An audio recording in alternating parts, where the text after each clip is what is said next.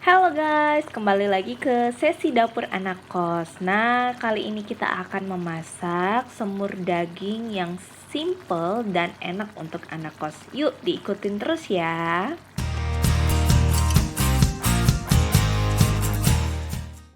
Nah, ini dia bahan bakunya, sangat simple kan ya guys ya. Nih, cuma pakai 3 bawang putih, lalu ada 5 rawit merah, lalu ada 5 cabai merah keriting, lalu ada 1 kentang, 1 bawang bombay, 1 tomat, lada, dan 1 daun bawang. Ada dagingnya dan kecap. Ini dia guys, penampakannya setelah diiris-iris dan digeprek-geprek ya. Nah, kita mulai dari bawang putih yang digeprek, dihalusin, ada cabai diiris, ada daun bawang diiris, kentang yang udah dipotong, begitu pula dengan tomat, lalu ada bombay, dan ada daging sapi yang udah kita irisnya pipih.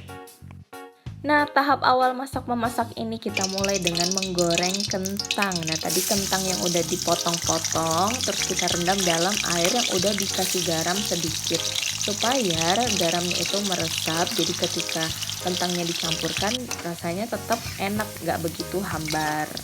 Sampai lembut ya guys, apinya kecil. Oke, kita mulai oseng-mengoseng, diawali dengan bawang putih. Nah, jadi bawang putihnya dulu kita masukkan sampai nanti dia kecium sudah mulai sedikit harum. Nah, setelah itu barulah kita tambahkan kemudian daun bawang. Nah, kenapa ditambahkannya duluan? Supaya rasa manis dari daun bawang ini keluar, guys. Nah, supaya osengannya tidak gosong ya teman-teman jangan lupa pastikan kalau apinya dalam keadaan kecil supaya rasa dari semua bumbu yang kita masakkan itu keluar dan enggak gosong. Kemudian kita tambahkan cabai-cabean. Nah, cabai ini tentu saja ngasih rasa pedas. Nah, tapi buat kalian yang nggak suka pedas ya udah kalian bisa lewati step ini. Nah, ketika wangi cabenya udah mulai keluar, teman-teman bisa langsung tambahkan daging yang udah kita iris tipis sebelumnya. Nah, kelihatan kan ini mentah. Jadi, kita terus aduk-aduk, oseng-oseng sampai warna dagingnya berubah merata. Jadi, warnanya itu kayak udah ya berubah lah. Ini kan tadi pucat, terus berubah jadi lebih pucat. Nah, supaya minyaknya itu kebagi rata dan semua bumbu-bumbu yang kita udah masukkan sebelumnya itu bisa meresap ke dalam si daging. Setelah itu kita bisa tambahkan tomat.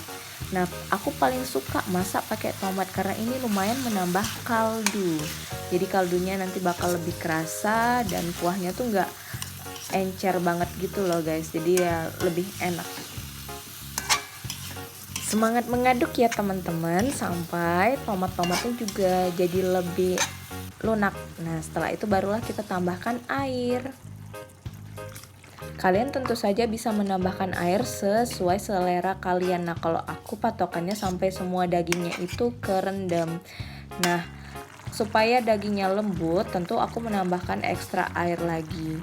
Dan direbusnya lumayan sekitar ya 3-5 menit dengan api kecil dan kalau bisa ditutup ya teman-teman supaya tidak banyak air yang menguap.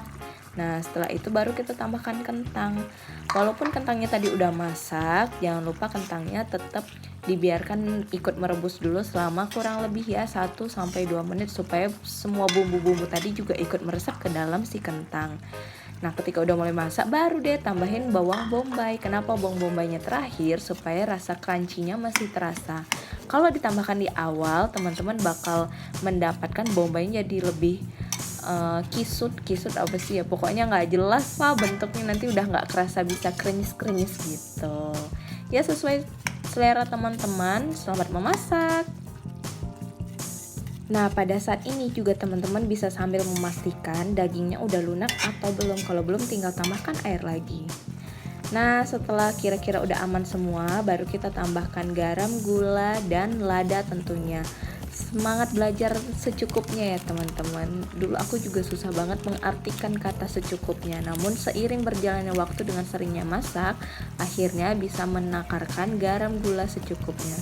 Nah, ini kunci dari semur yaitu kecap. Teman-teman bisa tambahkan kecap juga seselera teman-teman. Kalau ragu, teman-teman bisa sambil masak cicip, kurang tambahin lagi. Seperti itu teman-teman. Nah, kalau aku biasanya setelah tadi bumbunya udah ditambahin semuanya, kan ini lagi proses pengadukan. Nah, nanti setelah kira-kira oke nih, gak ada yang ganjel-ganjel lagi, setelah diaduk dan sesudah bunyi mendidihnya keluar, aku cicip. Nah, kalau ternyata rasanya ada yang kurang, baru aku tambahkan lagi seperti ini. Nah, ternyata kecapnya kurang, jadi ditambahin lagi guys. Ups, jangan lupa guys, pastikan kalau api kalian dalam keadaan yang sedang sehingga blub-blubnya bisa sempurna seperti ini. Selamat menikmati bunyi blub-blub.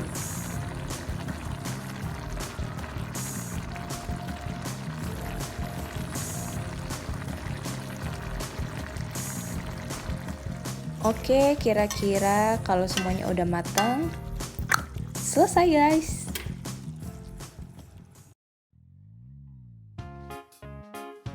Penggemar mangkok ayam mana suaranya? Nah, ini dia guys bentukannya kalau sudah selesai dimasak.